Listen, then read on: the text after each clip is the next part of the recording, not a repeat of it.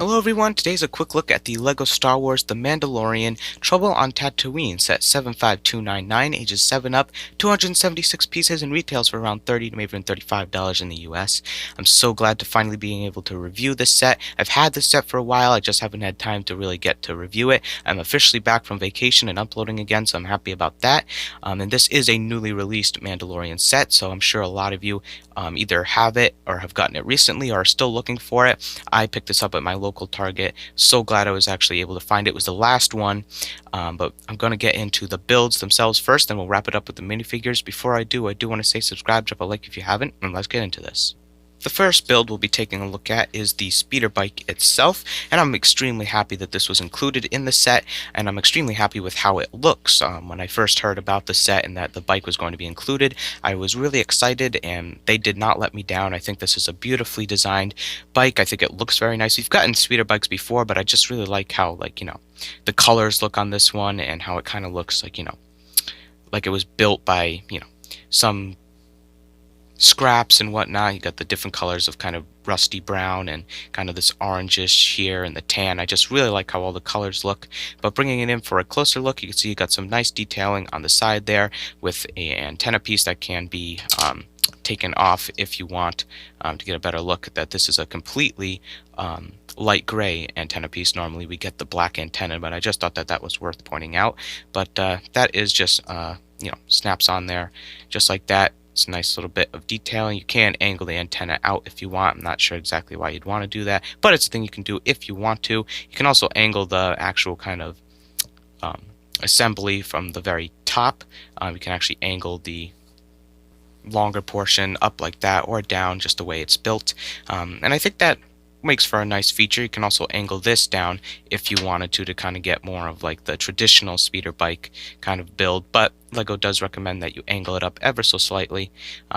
As I said, you do have that option if you want to. You got the handles there, or the shifters if you will, that you pull back to kind of engage the bike itself. As I said, great detailing all around. Same detailing on the side over there, just minus the antenna, which I think is okay. I think that it kind of makes for, not everything is symmetrical and perfect. Got a little dish there. I'm not exactly sure what that would be for. You could put your gun on there if you want to. They don't actually show you doing it. Got a nice little angle piece down there, and what could be guns. LEGO doesn't actually say for sure, but those little pegs at the tip could be used as blasters. For your imagination, of course. There's nothing that actually fires on this thing. On the back here, you do have a little backpack there, maybe for Mando, some of his supplies, and a nice little pouch piece where you can take Grogu, included in the set. We'll take a closer look at him later, and slide him in there. I think that makes for an awesome inclusion. I'm so glad they gave us that pouch so you can do that. I'm glad they included it. You can also take that off and put it on a minifigure if you so choose, but I think that that is extremely cute. He does fit there. He does fit in there pretty snug, so you do have to kind of pull him out. Let me see. There we go. I'm trying not to behead him, so he fits in there pretty snug, so it won't like fall out. It's not really like loosely placed in there. I think that looks really cute. As I said, you can take that off if you wanted to. One thing I am a little bit disappointed about is that they didn't include the actual jetpack for the Mandalorian. Again, these sets are most likely designed and made and planned out before the actual series, so I guess that although the Beskar armor is a new thing, I just really wish they included a jetpack for him that he could have hung instead of that backpack. But again, that doesn't take away from the speeder itself. I think it's a great speeder, very nicely done. I'll show you what a minifigure looks like inside there. There's what Mando looks like inside the speeder. One thing I did forget to point out is you do have some clips here that you can clip his weapons on if you so choose. He just does come with a rifle and his blaster, but we'll take a closer look at those when we actually review the figures. Aside from that, love the bike, definitely give it a 10 out of 10. Next build we'll be taking a look at is also one of my favorites, is the Catapult. I'm not exactly sure what these are called. If you do know the official term or Star Wars term for them, leave it down in the comment section down below. But these were used in the first episode of Season 2 to fight the Krayt Dragon. These were used by the Tuscan Raiders. I think it does look extremely accurate. I think the build is very nice as well. I'm not a huge fan of the exposed spring-loaded shooter. I kind of wish it was a little bit more condensed, but hey, I still think it is a nice build. I love the two kind of spikes coming out, which you can angle up and down if you so choose. I really like how that makes it look. You do have this little thing that can be angled up and down. I don't know if that's a wheel or not. And you do have the nice gear, landing gear, if you will, or not landing gear, but the stilts that it's on. And you do have one little clear brick to help it stand up, just to make it look like it's using the. I'm not exactly sure why that was included, because if you do take it off, 1 second, let me put this one back on. If you take that off, it still does stand up, so I guess it might just help with stability. So you can take that clear brick off if you so choose, but LEGO recommends that you put it on just to hold those stilts, if you will, or just to hold them in place there. As I said, very nicely built. You got more of these kind of stabilizers in the back here, which look very nice. These are the bendy type of poles, so they do have a little bit of bend to them, and you do have these little slope bricks that can be angled up and down that just rest on top just to add to the detail. And then in the back you do have a little Lego gun there, and kind of like the wheels that you would turn to actually fire it. If you turn the wheels, it's just what you would do in real life. It doesn't actually fire it. You just do what all spring-loaded shooters do. Press down on the tail and it goes flying. One thing to note, I do believe this is the first time we've gotten a solid spring-loaded shooter. Normally we do get the translucent, different colored spring-loaded shooters themselves. But if this isn't the first solid color, it definitely is the first kind of, not really chrome, but a light gunmetal gray, I would say, which definitely looks really nice. I'm glad they included not the average, dark red or light green spring-loaded shooter. And I could show you what that looks like with a minifigured kind of wielding it, if you will. LEGO recommends you click the minifigure gun or the minifigure hand into the gun sticking out, and you can imagine that he's actually firing it. Now you can, if you want to, imagine that he's holding the entire thing. Obviously it will fall out of the hand because of the weight, but can you imagine having that gigantic gun in Star Wars? Overall, I think proportional to the minifigures, I would say so, based on what I've seen from the first episode of Season 2. It definitely does look accurate. I like the build. Like I said, just wish the spring-loaded shooter could have been a little bit more condensed. Last but not least, we get the Tuscan Raider tent, which is my least favorite of the builds. I do like the look of it from the back. I kind of wish it had, just filled in the gaps there just a little bit, because it's a little bit open. But I think they did the best they could. I do, as I said, like the look from the back. I just wish it had continued all the way around, but they did leave half of it open, just to see the inside. You do have a little bit of room to put a minifigure up on the top there, kind of like a crow's nest in a pirate ship, if you will, but LEGO doesn't actually recommend you do that. It doesn't show it on the box. One thing you can do with this is open it up entirely, just like that. I'm not exactly sure why I give you a view from the top. As I said, I'm not exactly sure why you would do that, but they do give you that option.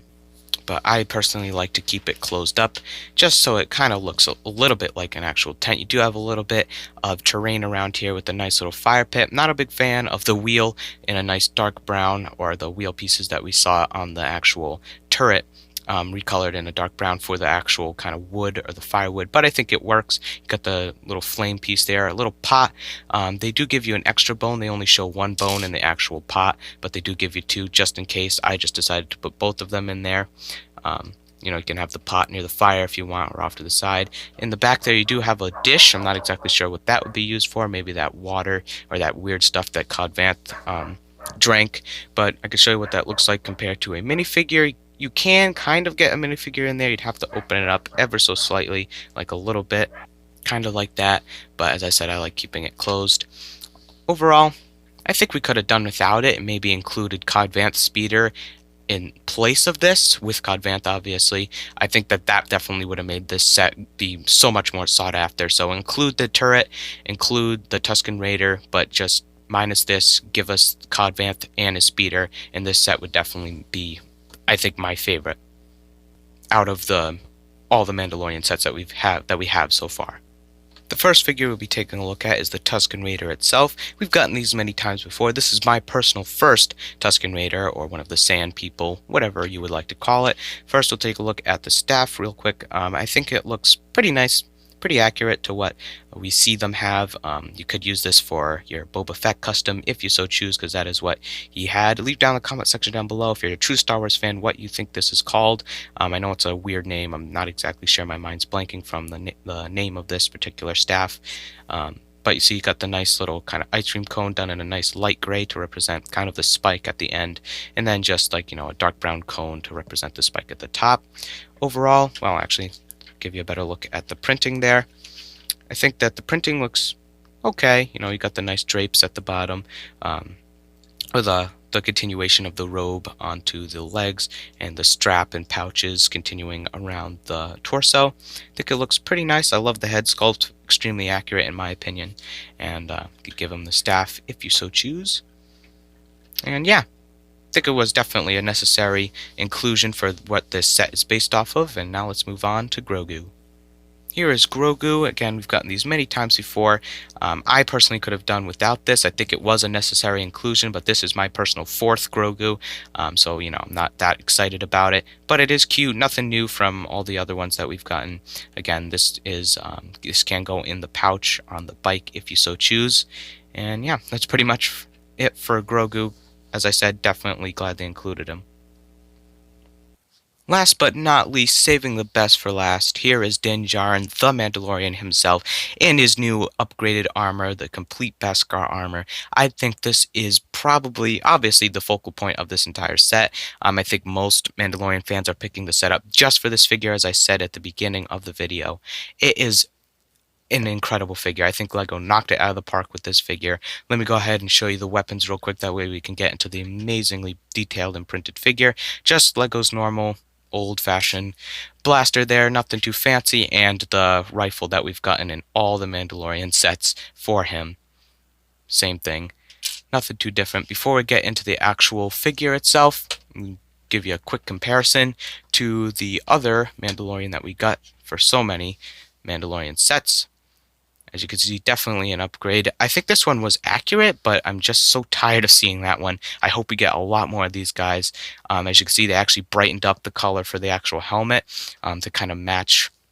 I guess he must have just polished it in the movie to make it look a little bit more accurate, and as I said earlier, to match the actual rest of the torso. I'm very happy about that, because when I first got this figure, I thought that the helmet was definitely a little bit too dark, so I'm glad they brightened up the color there. Taking him out of the way, moving him back into view, we'll give you a closer look.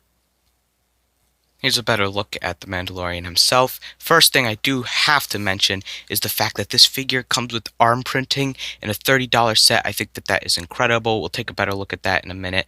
As I said, the helmet, same design, just brightened up the actual kind of metalish gray that they had before. It was a gunmetal gray before, now they've brightened it up.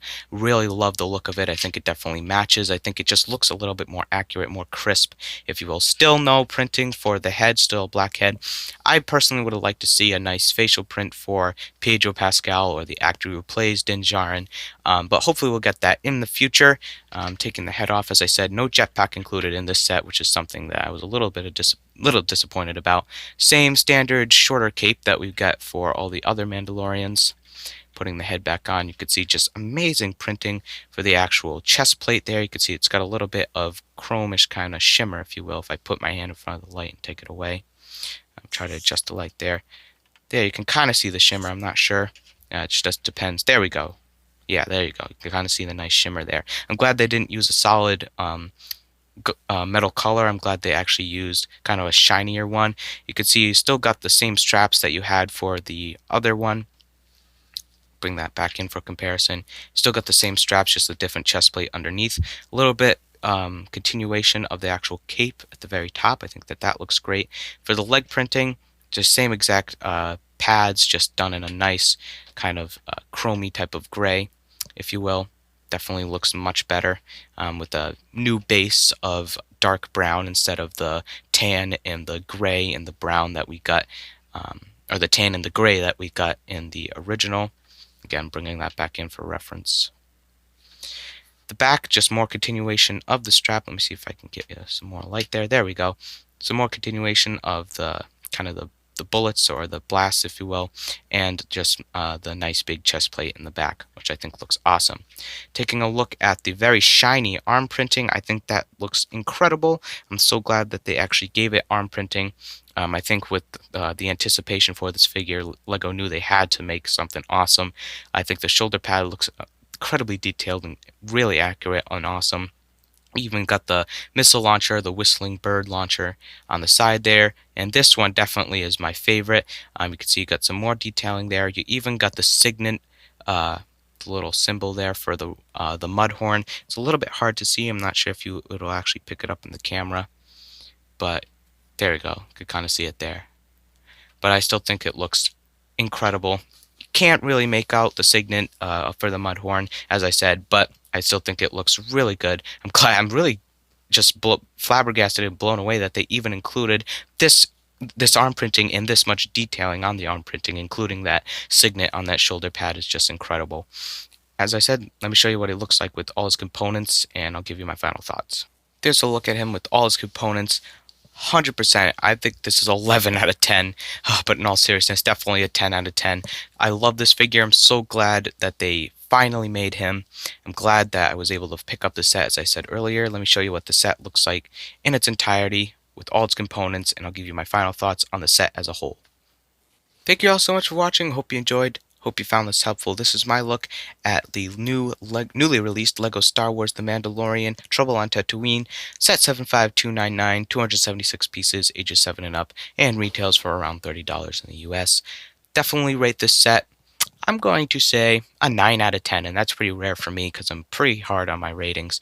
But definitely couldn't give it a 10 out of 10 because I really think that they should have included Cod Vanth. Hopefully, and you never know, with the newly released Mandalorian sets coming out that are rumored, hopefully Cod Vanth will be included in those.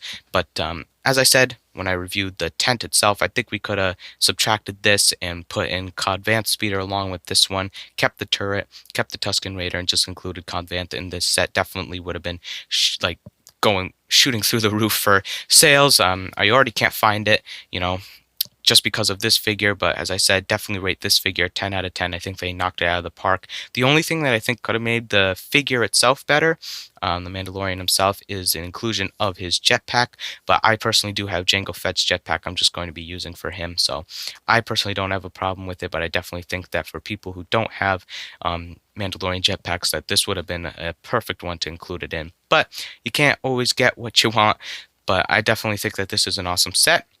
Definitely awesome to finally have the final piece to my personal Mandalorian collection. I officially now have all the sets released to date. At the time of recording of this video, it is Sunday, January 24th, so hopefully, or 2021, so hopefully we'll be getting some more very soon. Thank you all for watching. Remember, you can never have too much bricks. See you all in the next video. Be on the lookout for more uploads, and keep building. Bye for now.